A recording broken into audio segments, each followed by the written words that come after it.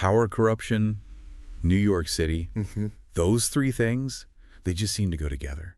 Like pigeons and, well, every park in New York City. Yeah. And this latest news about Mayor Adams.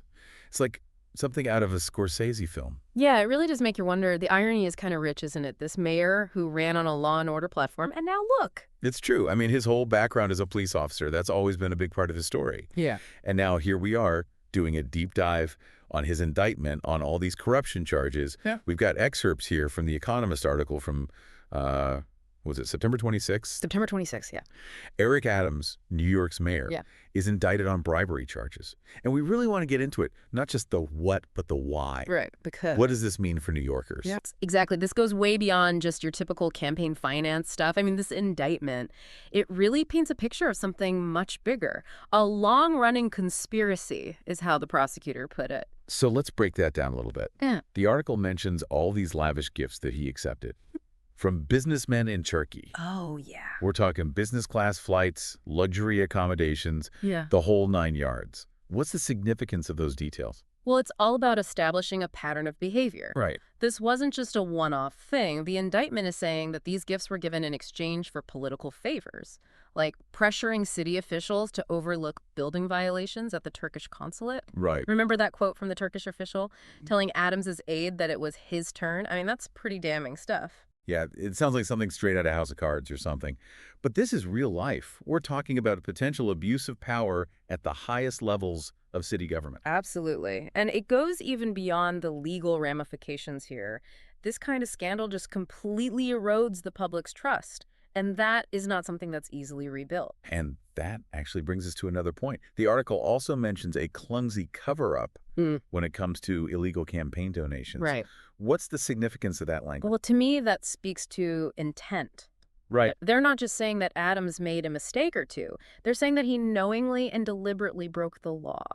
And that is a much harder case to defend. And this whole situation has led to some pretty big names calling for his resignation. Oh, yeah. And we're not just talking about the usual critics here. Right. And this is where the political calculus gets really interesting. You've got prominent Democrats like Alexandria Ocasio-Cortez, who many see as a potential future mayor herself.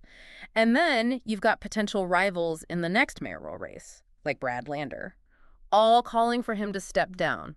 These are strategic moves for sure, because they know that any whiff of support for Adams right now, that could backfire big time. So it's a bit of a political chess match where everyone's trying to position themselves for what might happen next. Absolutely. Which makes this all the more fascinating and a little unnerving, if you ask me. Oh, absolutely. Because the stakes couldn't be higher. No, they really couldn't. And it's not just political opponents, you Yeah. know, coming after him. The article also mentions that even some people within his own party are starting to distance themselves a bit. Yeah. I mean, you can see the writing on the wall. It's like that classic image of, the ship is leaving the harbor and nobody wants to be caught, you know, Yeah. left on deck. Politicians, they have a sixth sense for this sort of thing. That's for sure. And right now, it seems like the winds are changing. Even Governor Hochul, who actually has the power to remove him from office, she's been awfully quiet about this whole thing. It's true. She has.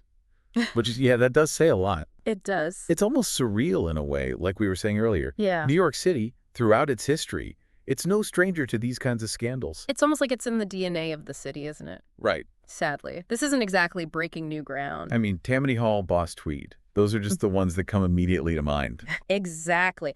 And those are really just the tip of the iceberg. If you look back at the city's history, I mean, the article mentions a few examples that are almost eerie in their similarity to what's happening now. Right, like Mayor Jimmy Walker back in the 1930s. Yeah. Forced to resign over bribery charges. And then, of course, there's Mayor William O'Dwyer in the 50s. Yeah. Another former cop, by the way. Yeah. Who ended up stepping down amidst all those accusations of police corruption. It's like history just keeps repeating itself. It really does feel that way. And that's what's so disheartening about all of this for New Yorkers. It creates this sense of deja vu. Like, no matter who's in charge, the same problems are just going to keep coming back. Yeah. It's really hard to have faith in the system when you feel like it's rigged against you. Yeah, no question. So where do we go from here? Mm-hmm. The article does outline a couple of possible scenarios. It does. So what happens next? Well, there's always the possibility that Adams digs in, he fights the charges, takes it all the way to trial. Right. But that could take years. And it would mean that City Hall is basically paralyzed, which makes it really tough to get anything done Yeah. about the issues that really matter to New Yorkers. Not to mention just the constant media circus around it all. Oh, for sure. Every day it's headlines and analysis and speculation. It would be completely distracting For everything. for everyone involved, yeah. So that's one possibility. What's the other scenario? The other scenario is that he steps down, either voluntarily or he's forced out of office. Right. If that happens, the city would then be looking at a new mayor, most likely the public advocate Jermaine Williams.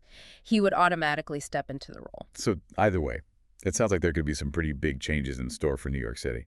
And this might feel like a uniquely New York story, but I think it really has implications that go way beyond the 5 boroughs. Oh, absolutely. Because at its core, this situation highlights something that's true about power everywhere. And what's that? It can be intoxicating.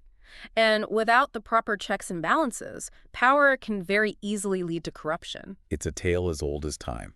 It really is. And it's a reminder that it can happen anywhere. It's easy to get caught up in all of this, all the drama, the accusations, the back and forth. But it's important to remember what this really means. For you, the average New Yorker, what does this all boil down to? That's the key question, isn't it? I mean, beyond the headlines and the court cases, this whole scandal really just chips away at something that's fundamental, and that's trust. Trust in our leaders, trust in our institutions, trust in the system itself. And when that starts to erode, it has a ripple effect. It impacts everything. It's like, if this is how they're behaving, Yeah. what else is going on that we don't know about? Exactly. It makes you question everything. Right. And especially in a city like New York, so much depends on having a government that works, a government that people can trust. Absolutely. From public services to infrastructure to just having a basic sense of stability, all of that takes a hit when people lose faith in their leaders. The article mentions how this can lead to a lot of cynicism and just apathy among voters. Oh, yeah, for sure. It's like, why bother if Yeah. the system's rigged anyway? It's a real concern because apathy can be way more corrosive than anger. Really? Absolutely, because it breeds disengagement, and a healthy democracy needs engaged citizens. That's a good point. So really, this goes beyond just whether Eric Adams stays in office or not. We're talking about the long-term impact on New Yorkers, how they view their city, how they participate in the future of their city. It's about the soul of New York in a way. It really is. And look, this isn't just a New York thing either. Right. This happens everywhere. Power corrupts. It's an age-old story. It is. And it's a reminder that we all have a role to play in holding our leaders accountable. No matter where we live. Wow. Well said. And you know what else struck me in this article? They talk about how some recent court cases have made it harder to actually secure convictions in these corruption cases. Oh, yeah. So even if this goes to trial, there's no guarantee that Adams will be found guilty. It's true. Which makes you wonder, It really does. is the legal system as it stands right now, is it really equipped to deal with corruption?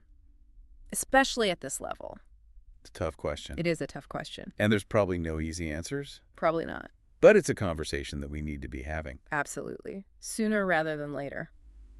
Well, this has been quite a deep dive into Mayor Adams's indictment and New York City's long and complicated history with corruption. It's definitely been illuminating. It has. And it leaves us with a lot to think about. But hopefully also a renewed sense of ask for why these issues matter. Not just for New Yorkers, but for all of us. So until next time, this is The Deep Dive.